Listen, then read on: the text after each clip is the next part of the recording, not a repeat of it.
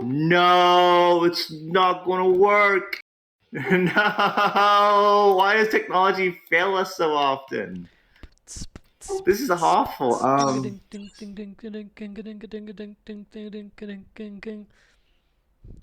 Yeah, that's no good. Let's try Thalmor Radio. Let's try a different one. It may have failed because I loaded that like an hour ago. Try it again. Yeah.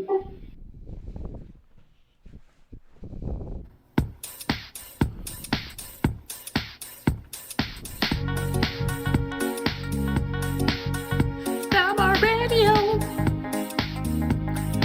Ooh, ooh, ooh. Thalmor Radio. Yeah, he's coming at you from the top. Oh no, no, he won't stop. Thalmor Radio. Ooh, ooh, ooh. Thalmor Radio. Thalmor Radio.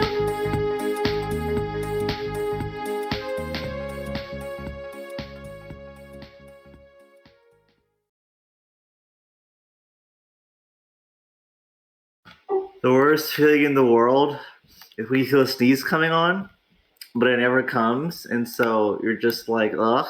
And that's what happened while the theme was playing. I had to sneeze, but it never came, and so now I'm just all stuck and lost and scared and lonely. But regardless of our mortal suffering, welcome to the May 14th episode of Thalmor Radio. I am your host, Thalmor, and I'm wearing gray shorts with a gray shirt, black shoes, white socks. We are dark and emo today. Usually I wear bright pink everything. That's not the case right now. And what's happening is not a fucking thing. No internals.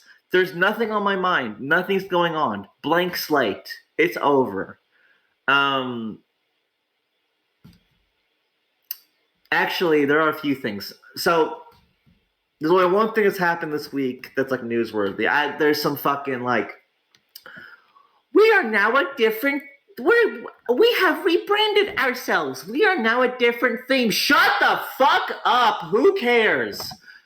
The only thing that's really happened is the war between Camelot and those micros ended, and Camelot won. And I'm going to dissect this war some because there are some interesting things about it. And so I'm going to go over that. So, Brethren Court versus Camelot. What happened was a couple weeks ago, you had a bunch of micros come together and they hit Camelot. They hit Camelot's extension, Castle Camelot. They hit like a Castle periphery or something. But whatever the case, they started fighting. And numbers-wise, about even. I saw the stuff. It was about even. Give you voice access. You will have to wait until I'm done talking about Camelot. So wait 5 minutes. I saw your topic wanting to refute my shit. Debate night. You are like a woman, Roberts. You see my topic saying Robert says a lot of stuff, so let me say a lot of stuff. You are assuming I disagree, which is false. Actually, I don't even remember what your points are, but I don't remember disagreeing with them. So you are jumping to conclusions. You are a rabid dog. You are mad. You are possibly mentally ill, which isn't an insult because I'm severely mentally ill. I will bring you on, but wait until I finish talking about Camelot. So, Brethren Court attacked Camelot, and the reasoning given was that they were upset over Castle Camelot being a tax farm or whatever the hell. And I guess that was it. Their declaration of war happened before their blitz. So Camelot started attacking, and then I think FSO said that, like, actually, we recognize hostilities. So I don't know what the whole point of the war was. Pragmatically, for those micros, I think it would have been good for them to like get some good war experience. So maybe that was a reason why they got involved. But whatever the case, they hit Camelot. And I predicted on this show, the night the war happened, that Camelot could probably win. This could probably become a Camelot W. And I was right. As the war progressed, something happened that I can't actually ever recall happening outside of Globals, and that is Camelot somehow was able to piece out, like, it was literally divide and conquer. They would piece out one alliance after the other to the point where, like, the core political, the political core of the coalition just couldn't win. And I'm trying to remember. Were any terms imposed? I'd have to look because I don't remember. But yeah, Camelot won. Islamic Crusade pieced up like a day into it, like a week and a half. You had some other pieces. Like the coalition fell left and right. I don't know if their hearts were in it, but they did not stay in the war. So Soldiers of Liberty had to admit defeat. Okay, got it. So I thought that was all pretty interesting. There's some stuff about the peace terms that I thought were interesting. I have to look this up. I can't. I'm talking my ass too much. I'm going to have to actually pull up the fucking forum thread and read it because I don't know what I'm talking about anymore. Guys, I didn't go to bed until 13 hours ago, and so I'm really tired. Alliance Affairs. Oh Brothers, Where Art Thou? By Leah Hare. That's kind of a gross name, isn't it? Leah Hare?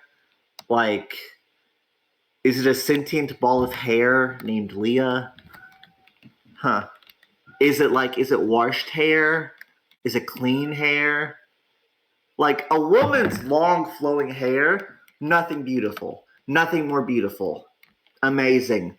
But like, gross, incel, unwashed, oily, matted hair, like mine, like that's pretty gross. Like, so I don't know what this Leah Hare stuff is, but oh my gosh, there's a fucking, how many paragraphs is this fucking story? 1, 2, 3, 4, 5, 6, 7, 8, 9, 10 paragraphs and like 2 extra lines. You don't need a fucking, write a fucking book. Write a book. If you're going to make a, how long did this take? How many words is this? You don't need to spend an afternoon writing a fake story when you get your ass pushed in. Fucking, there's Wattpad, there's fan fiction sites, you know, fucking this lit erotica. Like, if you want to write, there are platforms for you to write your stories. Don't do it in the surrender thread. TLDR, Soldiers of Liberty formerly states, number 1, Campbell still attacks form and never was. That is, I'll come back to that. Number 2, we formally acknowledge the existence of the UA. What the fuck is the UA? The Ultimate Apocalypse? The United Army? The Urinary Affection? What the fuck is UA? United Armies. Okay, United Armies, thank you. And the Soldiers of Liberty, the soul is sorry for spreading the forum post written by Hive that is considered to be misinformation. I can't even keep a straight face reading it. Okay. So, I can respect Camelot for playing the political game and getting their defeated enemies to state on the record that, like, this is reality. Like, that's interesting. I like it. Oh, and there was something, I think it was Kev who said something like this, but like, Hi Dude was the homie. Hi Dude was the homie who was coordinating the coalition's Milcom. Hi Dude was the General Patton behind the scenes. He was helping orchestrate this. And they fucking turned around and they stabbed him in the dick hole. They said, "No, you spreader of misinformation. No. No." Oh gosh, beautiful. There's just lots of interesting little things about this war. Like, I think when one of the micros pieced out, the term for the ceasefire wasn't like the standard for the ceasefire is wars can expire, however, beige, accepting a peace offer, timeout, whatever. Usually, the precedent has been when peace is made, any ongoing wars can finish, however, but no new wars can start. I think one of the Brethren Court micros, might have been two of them, the ceasefire term was both sides have to send and accept peace, which I thought was interesting. That's just different. There's just lots of little things about this war that's just different from how they usually go. Another thing that's different was that Camelot lost. Most of the time in this game's history, the aggressor wins. And this is for a couple of reasons. Number one is you're not going to commit to action unless you think you can win, right? That's just logic. But number two, if you're competent, if you're incompetent, who the fuck knows what you're going to do? Number two, though, aggressor advantage. You go in and you're able to just thrash your enemy, and like getting rolled sucks, and like aggressor advantage is very real. So usually the aggressors win because they're playing on their own terms, and that first haymaker can hurt like a bitch. Camelot was on the defense. They won. Hell, they won decisively. Fucking, like I said, all throughout this whole war for the past 3 weeks or whatever, they were piecing out enemies left and right. Like, they just fucking, morale was shattered. If this was a game of Warhammer 40K, they failed the morale check, okay? Like, crazy. So, lots of interesting things. And I said this on the forums, and I'll say it here. This is a Camelot W. This is a Camelot victory. This is, I don't know how else you can interpret it. You can be generous, and I will be generous, and say that Brethren Court, they also win because if they play their cards right, they should know who in their alliances who can fight and who can't. Hopefully there are individuals, both in Gov and out of Gov, who have learned valuable lessons, including Leah Hare. Leah Hare is doing lots of FA. If she can grow to become, a middling FA person in this game, hey, good for her. But, and they have egg on their face for losing, but, they're shitty micros. Who the fuck cares? They can bounce back. But this is a Camelot W, and I think that's cool. So, there you go. Big Borg says Cam was never military incompetent. They just made dumb FA decisions like starting a war for a treasure. That was my analysis when this war broke out. You had a bunch of incompetent. Well, I won't say incompetent. I'll be a bit nicer. You had a bunch of inexperienced aggressors going up against a more experienced defenders. And yeah, Cam was able to win. So there we go. Can we just pretend Cam is military competent though? It makes it easier to meme on them if I pretend. So yeah, I think that's my analysis. The Camelot micro war had lots of little oddities, which I think are really cool to look at closer. And I think that's all I got to say about that. So congrats to Camelot. Hopefully the losers in Brethren Court, hopefully they learn some stuff. And I think that is it. Roberts, you still want to come on? Just raise your hand and I'll have fight you. Yes, there he is.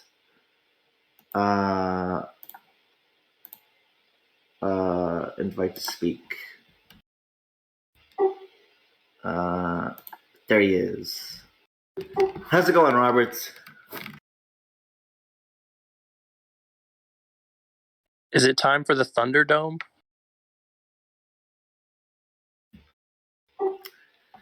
I don't know if it's time for the Thunderdome. I know it's 9:15 on the East Coast. It's about 3:15 in Europe. So I don't know what time the Thunderdome is. I know I go see a movie tomorrow at 6:45. Does that help you any? Yes. Are you going to come watch it in Lexington? I'll come Awesome. sit next to you. I'll hold your hand. I'm not actually going to see a movie. I was just memeing. I'm a big dumb liar. Damn.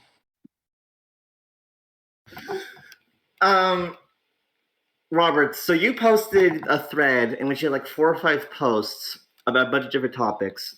Do you want to cover those here live on air? Pretty sure I was high and I forgot what I posted, so I'll let you handle it. Yeah, I'll pull up the thread. I don't remember what you posted, but I don't think it was anything like really crazy. No, I think I just kind of the thread. Sorry for the echo, by the way. I'm on my phone. Okay, you complain about wars being meaningless. You say that there are no internal politics, and the democracies don't exist. You talk to them about political role play, and you think people need to use the forums more. I mean, I don't think any of that is real crazy. The only thing is I find interesting though is the last person to respond to this thread is Kigos, who says most CPs in the game are window dressing people to go to war for strategic purposes and for fun. I don't see why they need to make a BS reason to do so. I wish he would elaborate, and maybe I'll respond to him and ask him to elaborate on the strategic reasons, because if that's true, then that means that there are that means that the wars aren't actually meaningless. We just perceive them to be meaningless. I perceive wars to be meaningless, but maybe I'm wrong. Do you want to hear what they are? Say again? Do you want me to tell you what their strategic reasons are? It's very exciting. Sure, go ahead.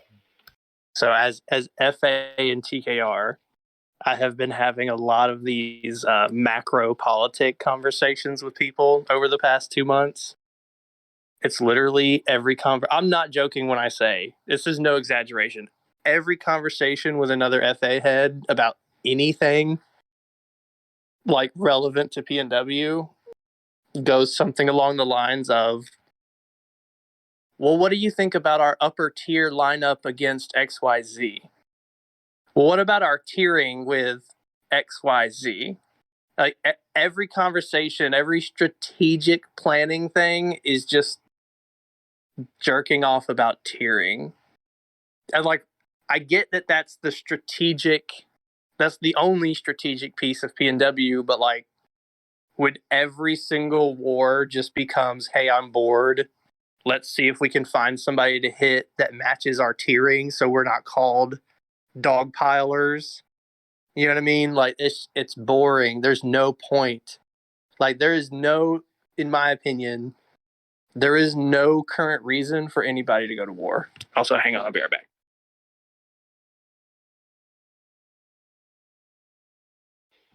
I'm really glad that Robert's brought up that that's how conversations go, is about tiering, because that feeds into my next topic about the Hive city of Orbis. I don't know. I do agree that it doesn't seem like there's a reason for war. What stops people from just like building cities? It's because war's fun, right? I like fighting wars. I like breaking people's stuff.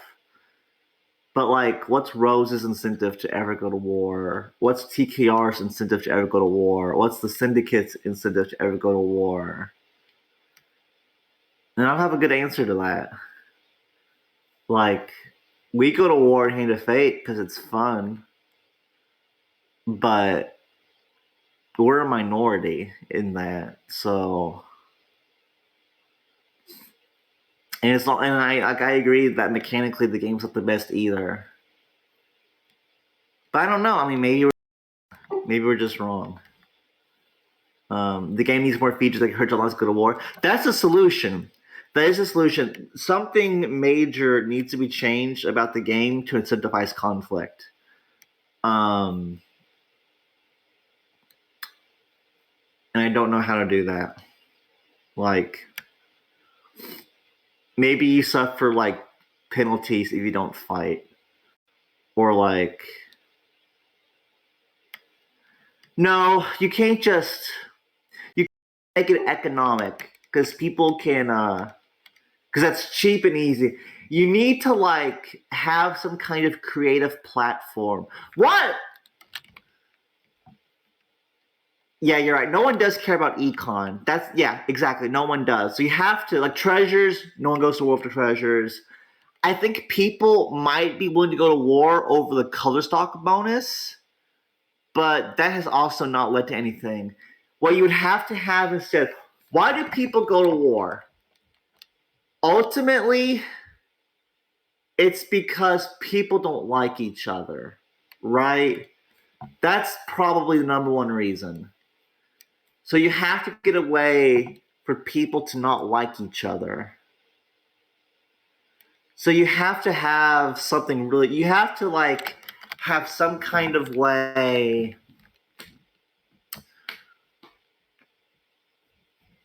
There needs to be like, if you guys know Reddit, you know Place, where people post like dots and they make images for stuff. Like, you need a community creative outlet so that people can fuck with each other.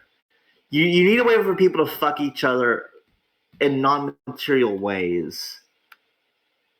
That's how you do it. Because that seems to be...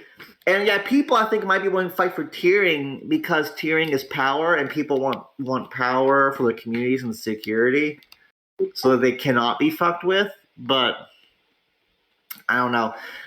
There needs to be more content. That's definitely for sure. There needs to be more to this game. Where we all just fucking go at one another. Yeah. Someone make offshoring impossible so all bases gets major lines are important. Bonuses for more fighting. But even just like, couldn't you argue that not even fighting is just...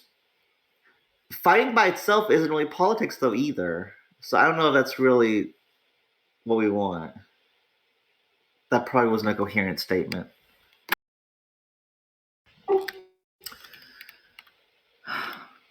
I don't know.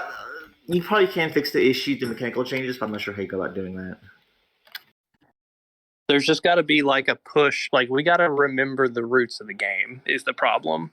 So right now there's like a very large portion of the people in charge that consider P&W like Clash of Clans. Like, who can I line up to hit next? What's a good matchup? And that's the width and breadth of their like political thought process. There's no, like, I'm not saying we should all go back to role playing like nation states.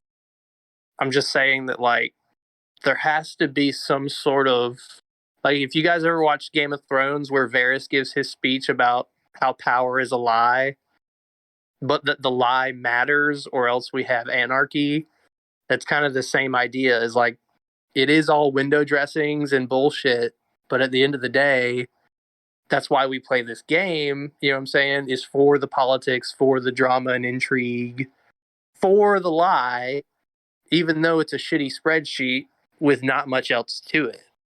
Because without the bullshit, that's all we have left is the shitty spreadsheet. So Landing Sanger says, bring back reparations for war. So here's the problem with that. There is an idea in the meta that, and it's used by competent people, that whatever you push for yourself, you give consent to have done back to you. If TKR fought Rose, Celestial breaks up, TKR fights Rose, Rose loses, TKR had a good CB against Rose, and TKR pushes for reps, that will open the door for people to then be able to push TKR for reps. And so TKR in this example is disincentivized from pushing terms because it will cause trouble later. And ultimately, no one wants to like put themselves in a bind. No one wants to put their communities in a bind. And so it kind of comes back to one thing, which is this game doesn't really have a villain. Like, I'm kind of black-pilled on this, but like, as horrible as NPO was for the game, they also filled an important role in that, like, they kind of were an existential threat that, like, that gave people something to rally against. So we need villains again, is what I'm saying. Like, there needs to be, like, a block of, like, evil people. And so, I don't know, bring back NPO. I try to be a villain. Well, the problem with being a villain, though, is you have to be really, like, it's actually not, I was going to say you have to be competent. You can't just be competent. You have to be, like, 1% of 1% competent across all categories, FA, Milcom, everything. You need to have a lot of cities. You need to have a lot of people who are also competent. Like, Epi says villains are bad, they just get crushed. MPO didn't. Like, MPO almost won. MPO lost a lot. Like, Inquisition lost a lot, but they almost won. And so I don't know. And that's what I've been thinking about. I've been thinking about how is MPO ever to do that? Because if you want a new villain, you need to figure out how you get such loyalty from people. And so what did MPO offer people that they were able to get hundreds of people? And like, I don't know. Being a villain is hard. And I'm not like, as a thought experiment, I think about it. I don't fully know how to do it. And the few answers I do come up with, I've concluded that I'm not the person for it. So I'm sorry. There will be no villain Thalmor. I'm sorry. I don't think 5 years from now, you guys are going to run me out of the game. I don't think it's going to happen. But, like, I think we do need a villain, but I don't know who that could be either. Celestial is probably the closest thing. But, like, we're still in the meta of people trying to act in good faith and, like, I don't know. We'll just see how it goes. Now you're not the villain, but Horsecock Dennison could be. I see why you say that, but Dennison and Horsecock, at the end of the day, their mindset is still just of, here we are playing politics and war, and we just want to fight people because that's funny. Whereas, like, the mindset from NPO and from Inquisition was like, this is ours. This is like, we will establish dominion here. And so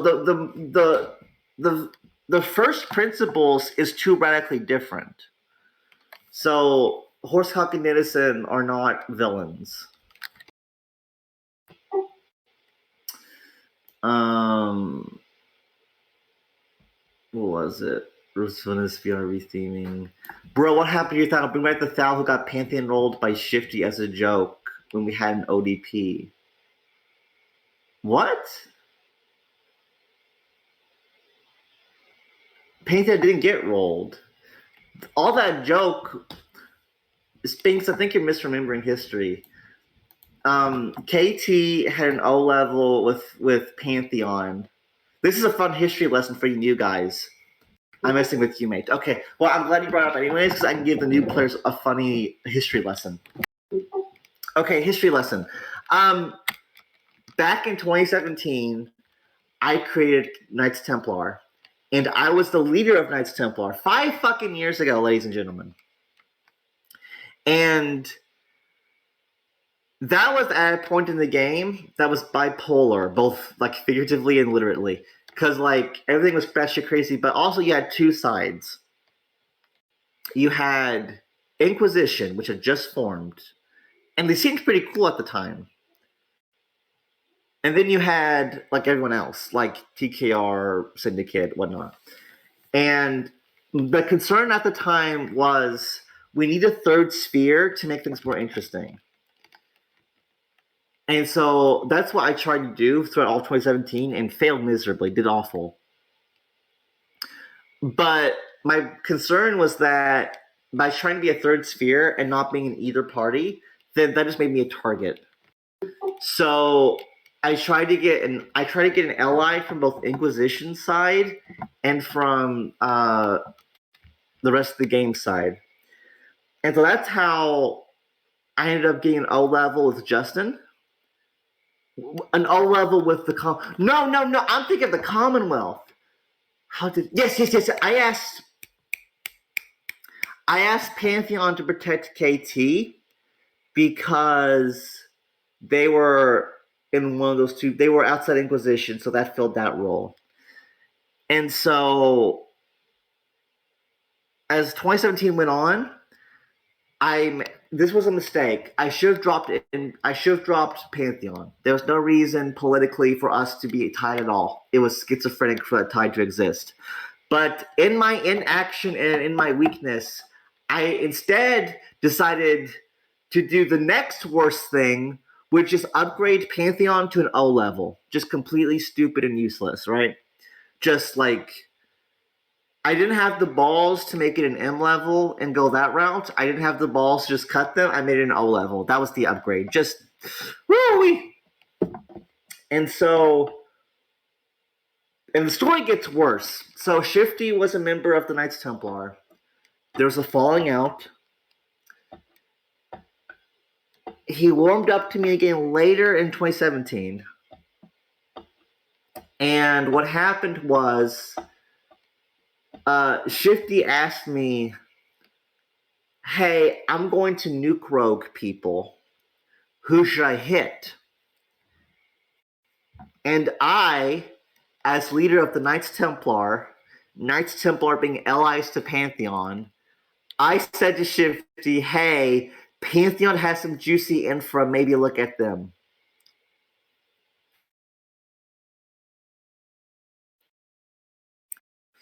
And I don't think Shifty, for whatever reason, I don't remember why. I think he was mad at me or something. But the opportunity came up.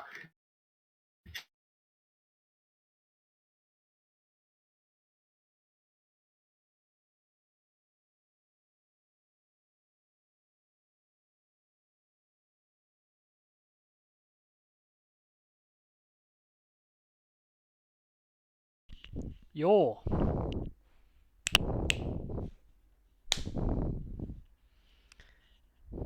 Is it dead air or just me? Yeah, it's dead air. I think Thalmor got so into his story that I wasn't listening to that he forgot to press the push to talk or something. That I wasn't listening to. I'll be honest, if I cared that much, I would have paid attention while it was happening.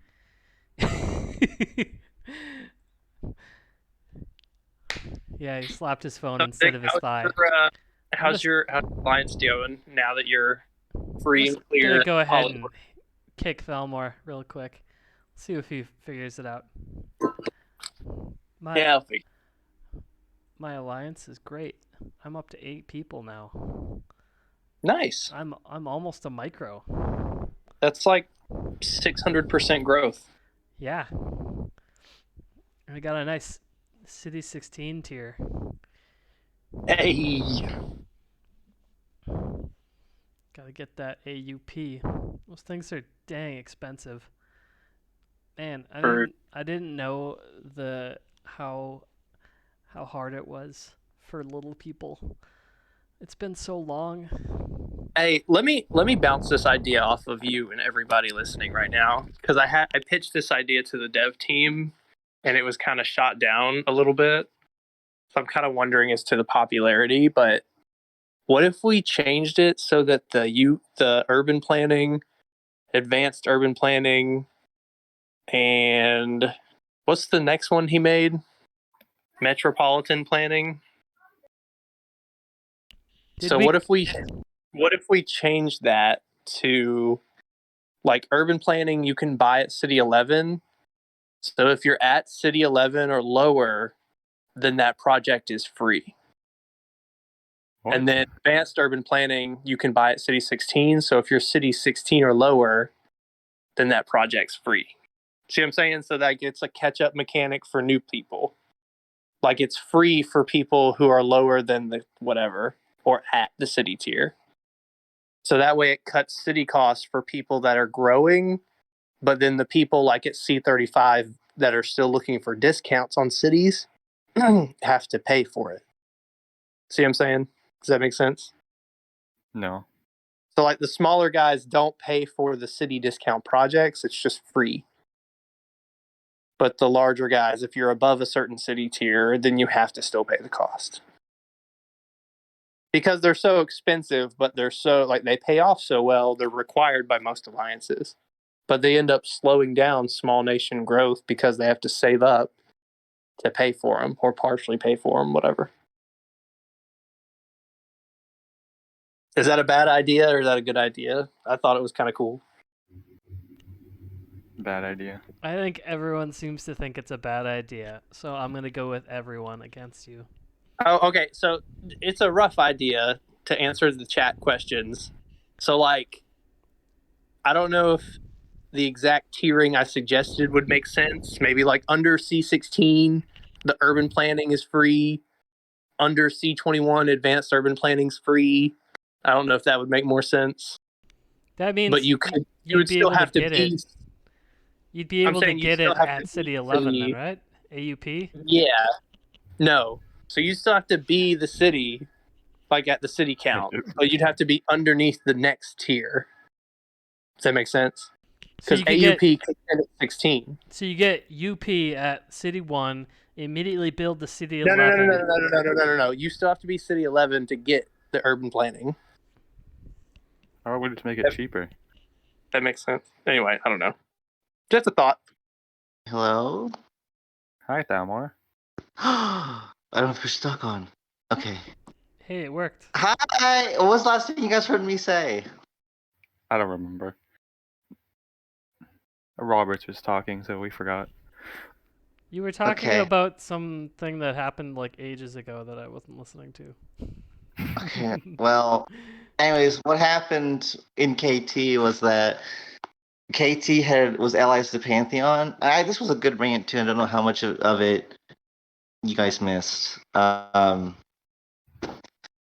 what was the last thing? Chat, help me out. What was the last thing I said? Please, someone. Several people are Something about typing.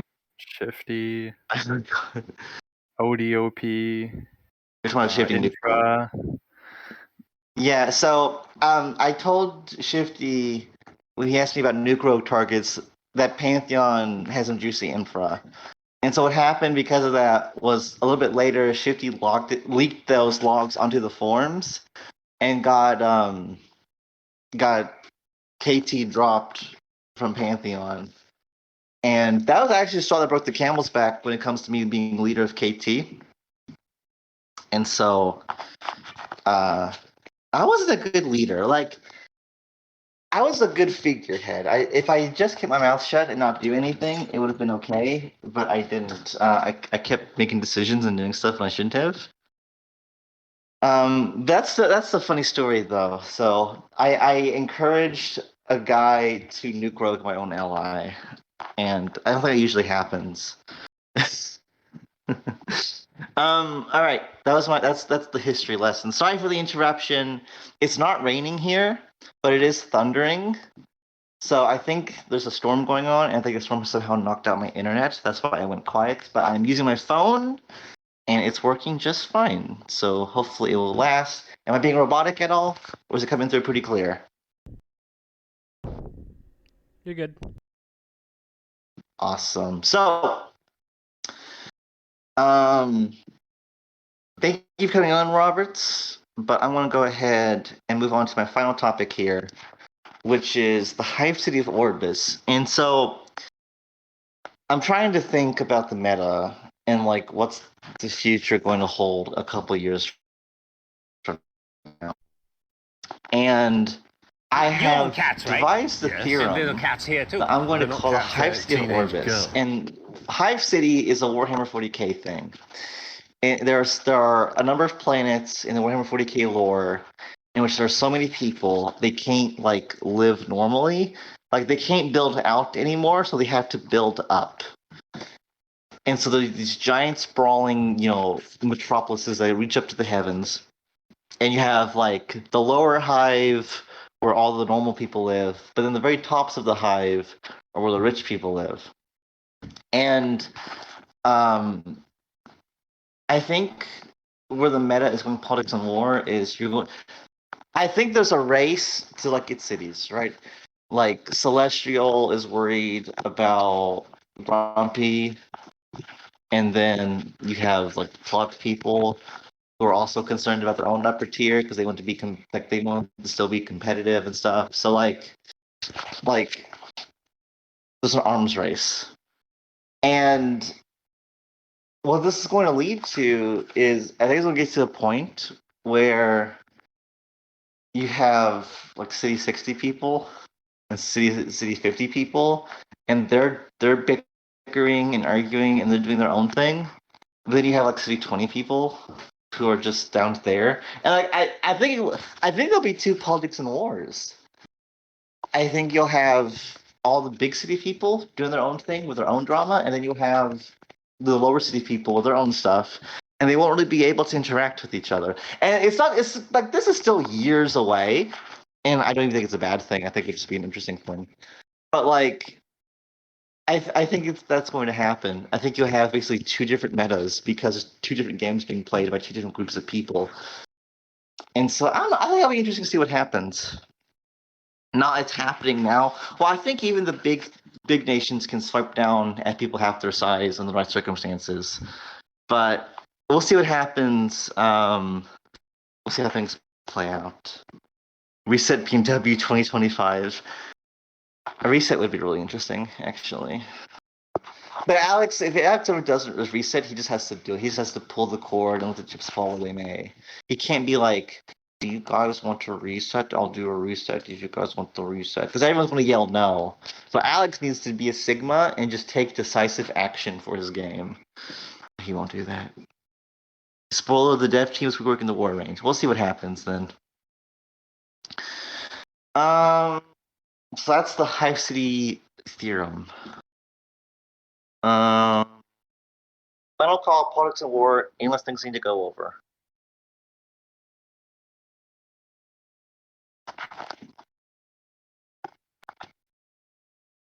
Apparently Terminus S got their bank looted, and they have $100 billion of stuff. So, that's cool. The reset is inevitable once the hands are running those.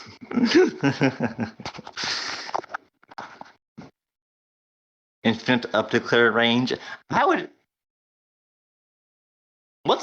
Why is there a limit to the up declare range? Oh, it's probably not good for slot filling.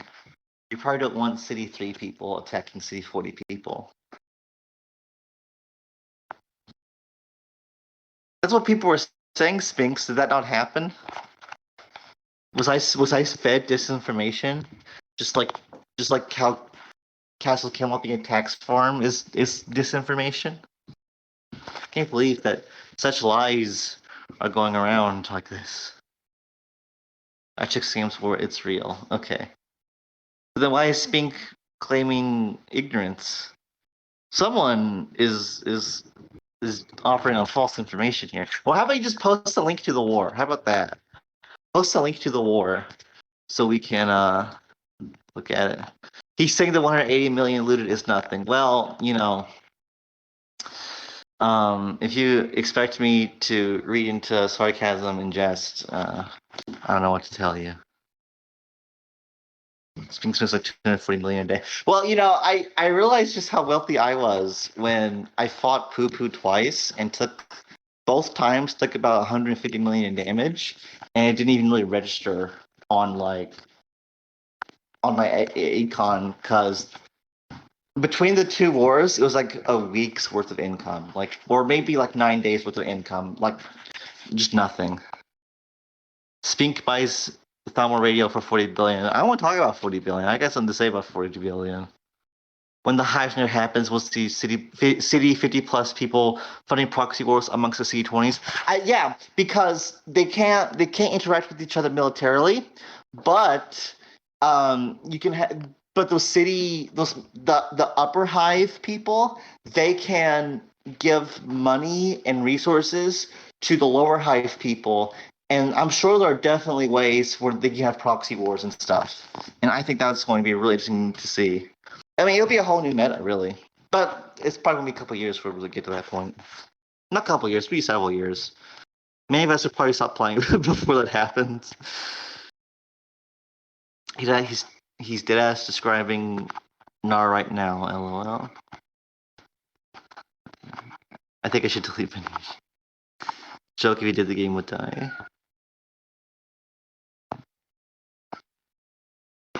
Alright, nations at risk. Nar, by the way. Oh, okay, got it.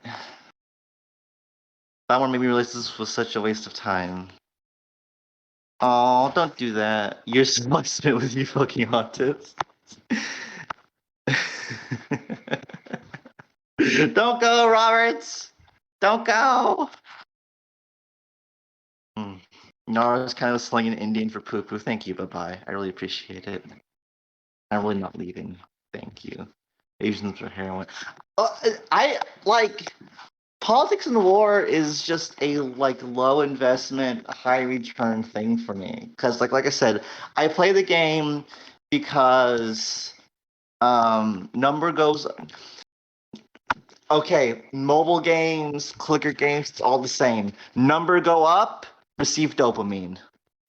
It's that easy. So I log in Politics and War, number go up, bam, right into hypothalamus or whatever. And so that's fun. And every couple months you get some kind of drama, someone gets mad about something, that's fun. Every once in a while you see someone mad about getting raided, that's fun. I like doing the show. The show is fun to do. That's fun. And I don't do much for it. It's just I hop on here for an hour and just babble on about stuff I've been thinking about all week anyways. It's pretty easy. Hyperthalmoria, hyperthalmongus. I pinned that. I think we've reached the max for pins. No, we didn't. Yes.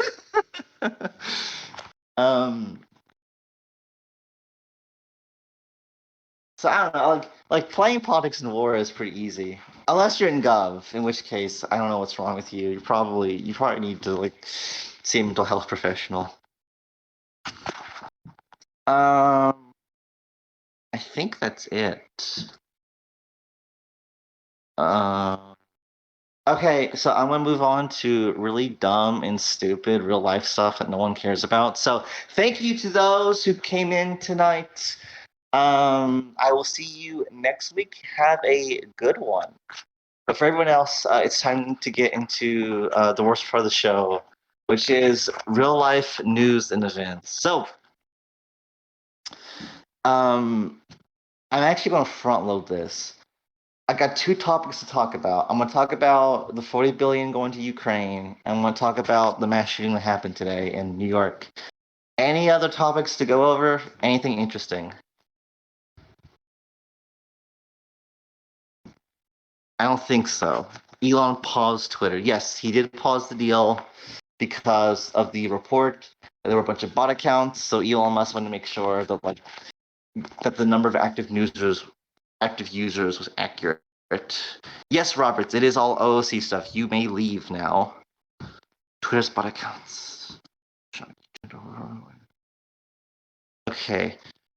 All right. So first topic is the 40 billion to Ukraine.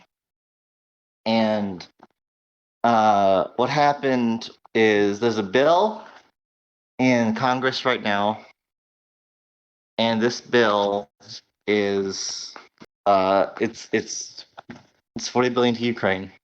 The House passed it Interestingly, all Democrats voted yes, but only like half Republicans voted yes.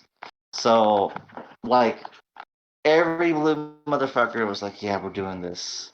So I thought that was interesting, because like historically, like it's the Republicans who want to kill people and the Democrats who don't want to kill people. Or do you usually do both parties want to kill people? I don't know. They're all evil. But anyways, just sending money to Ukraine. It's in the Senate. And Rand Paul cucked it. Base Rand Paul cucked it for a moment. But they're going to vote yes on it, and then it's going to go to the White House. And I think the whole reason why there's even a $40 billion spending bill is because the White House wanted it, so Joe will sign off on it. And that's that. And it's like, there's like money for like military gear, and there's like money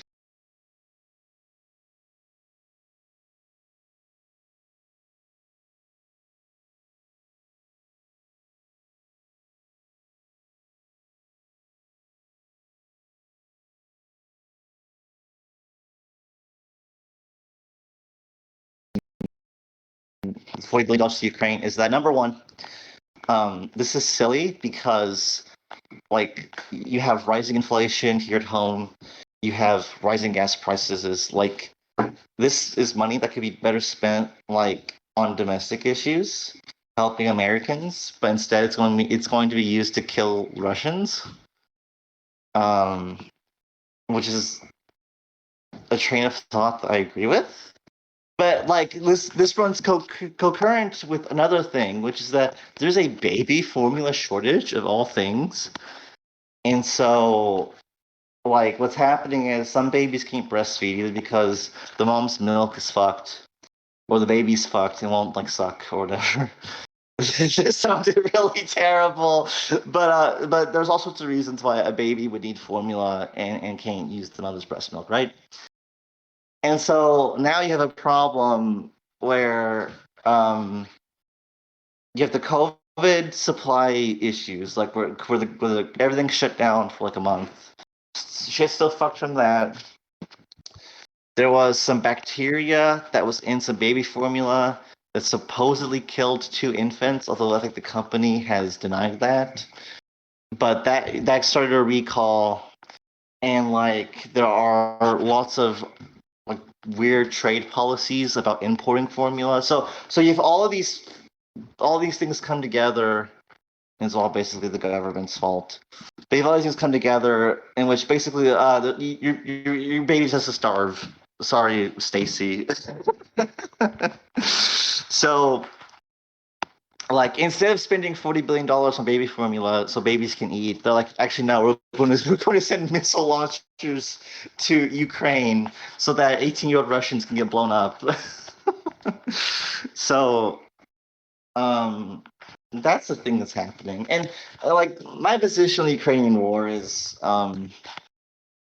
it was the journalist Glenn Greenwald who was talking about the Brazilian stance on the war. And I think that the leader of the opposition in Brazil, the guy who's going to be going against Bolsonaro, his stance was basically that both sides are at fault. Russia's at fault for invading, which I agree with.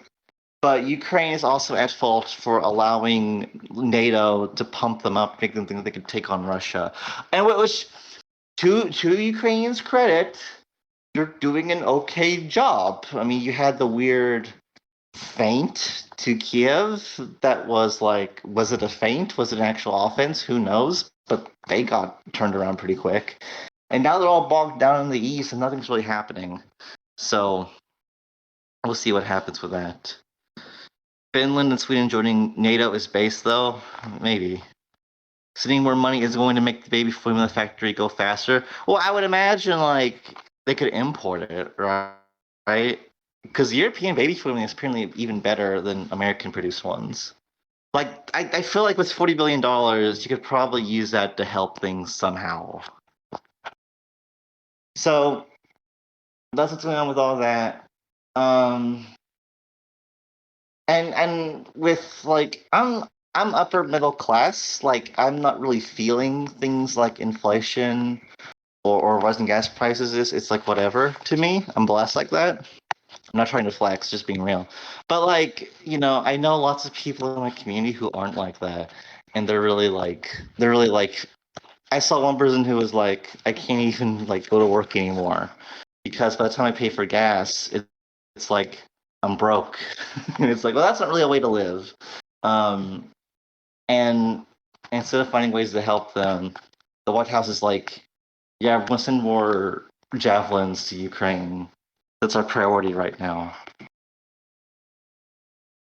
So there you go.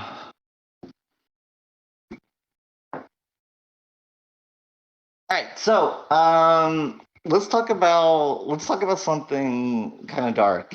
There was a mass shooting today in Buffalo, New York. Is Goodyear still here? Because he was actually.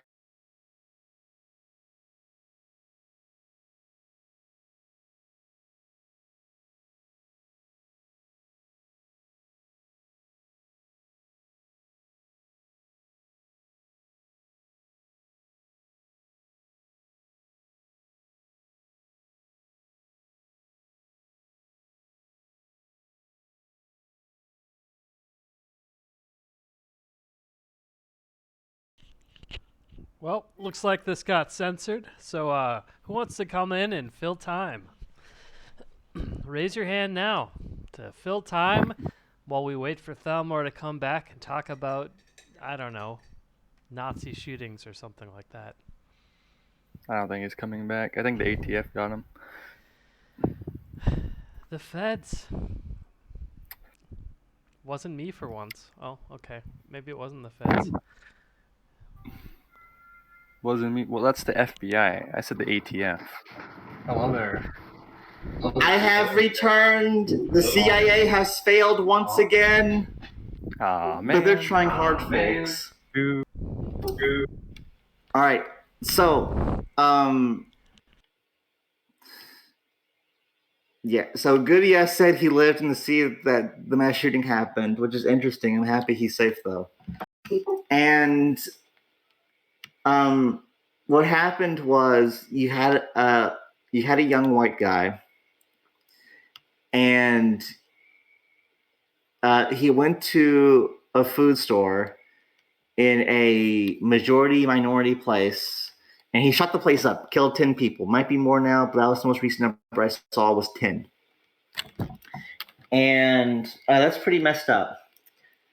And he apparently live-streamed it. The only copy of the live stream that I am aware of belonged to a Canadian on 4chan who said he was too scared to share it because he didn't want to get arrested for it. Because when the Christchurch shooting happened in New Zealand, they prosecuted people who had possession of the tape as like terrorist information or whatever. And so I don't know. Now that it's been a couple hours, I don't know if the video is out today. Not today. If it's out now, I will go looking for it when I'm done with the show. But which I mean, like, know what you're getting into. Like, I watched the Christchurch shooting video. It's dark. Like, I was uncomfortable doing it. It was morbid curiosity. I will probably watch this one if it's available. But, like, be warned, watching people get violently killed is not, like, pleasant. So be careful. Which I consider myself pretty emotionally stable. So I feel like I can do that. But be confident that you can withstand the psychic damage if you go looking for that stuff, okay? I know some people who all they do is, like, they go on morbid reality on Reddit, and they're just always reading about how everyone's dying and everyone's sick and everything's getting worse. And they read dark material and they watch depressing anime. And it's like, bro, like, you expose yourself to so much psychic damage. Like, you need to quit. It's not good for you. Watch people die before Reddit removed it. Yeah, watch people die. Which the people who go to watch people die, I still think it's like morbid curiosity. That's me. I'm curious what all that stuff looks like and whatnot. But like this, what I'm describing goes beyond that. It's like they their entertainment is dark stuff, and it's not good for the psyche to do that. But anyways, the idea is that give it 24 hours. Let's see what happens tomorrow. You're going to have a couple of things happen. Number one, you're going to have all the usual stuff. All the usual pundits are going to come out and they're going to say, "Oh my goodness, white supremacy is alive in today. Oh my goodness. Why doesn't the government do something?" And then you're going to have the usual suspects also come out and say, "Oh my goodness, we need more gun control. Oh my goodness, we need to protect our babies. Oh my goodness, the government needs to do something about this." And my problem is the shooter had a manifesto. It's over 100 pages long. And he says some weird stuff. Like, he lists specific websites that radicalized him. He specifically talked about the guns he used and why. Like, hold on. I saw an image that capitalizes it perfectly. Let me look it up.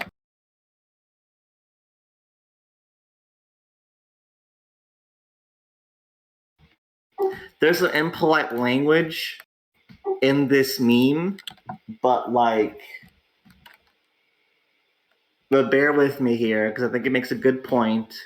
And if you're going to get that upset by it, you probably wouldn't be here in the first place. But here it is. So, be this dude, be radicalized on 4chan, decide that you have to save the white race, don't have children, don't start a political movement, don't contribute to your community, decide to commit a shooting, type up manifesto name dropping all the sites that the feds want banned, use all the gear the feds want banned, use the weapons the feds want banned, drive past the anti-white politician, drive past the federal building, drive past legal immigrant switch up, show up the grocery filled with white people, all like to be captured, feeling the white privilege myth. And yes, by the way, this guy, he was captured. He did not die, he did not commit suicide, he did not die in a shooting against the police. He surrendered, I guess. Or they incapacitated him. But he did not go down shooting. He did not do anything base. He just let himself be captured.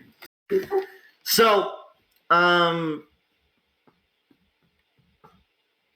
the prevailing narrative I've seen, and I agree with it, is this is actually probably a Fed op. This guy was probably MK Ultra'd by the CIA into doing this.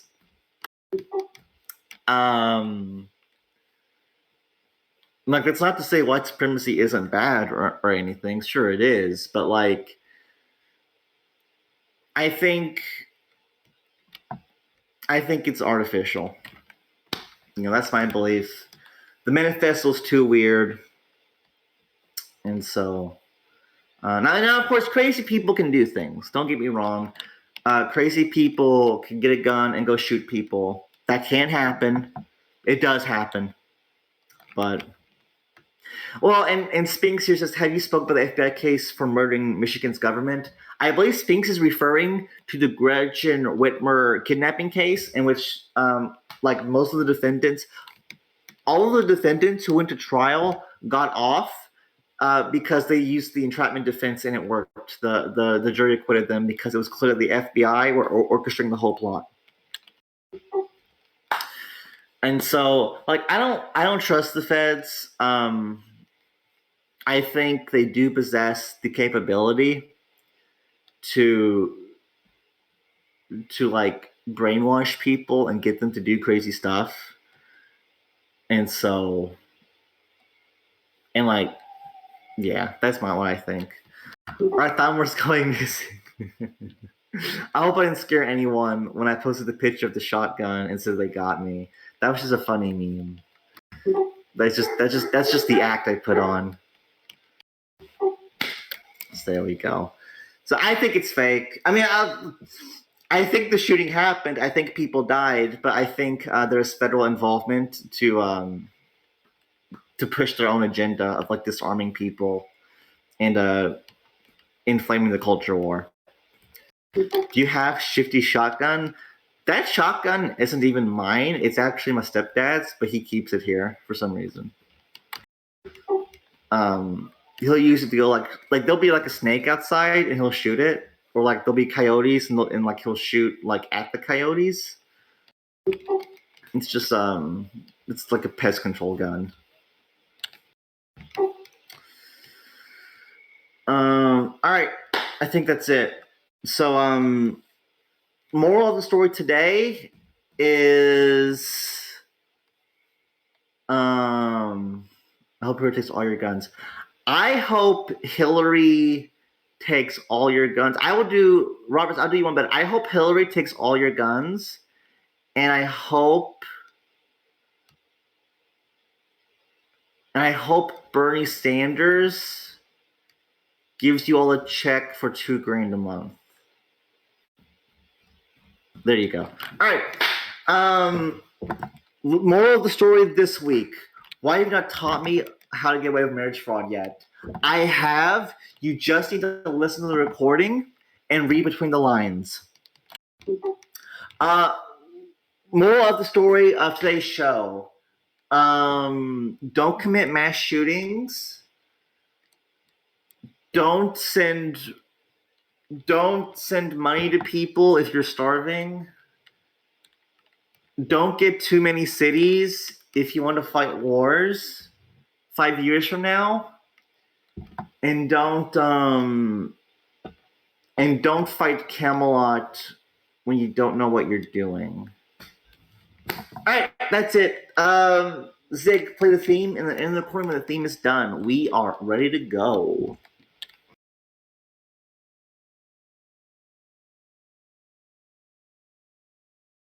You might have to join the stage, actually, as a speaker to play it, I think, maybe.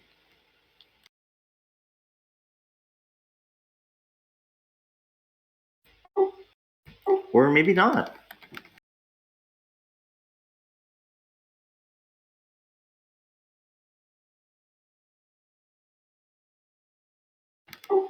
I'm not leaving until this theme plays. I'll be here all night, I don't care. Yes!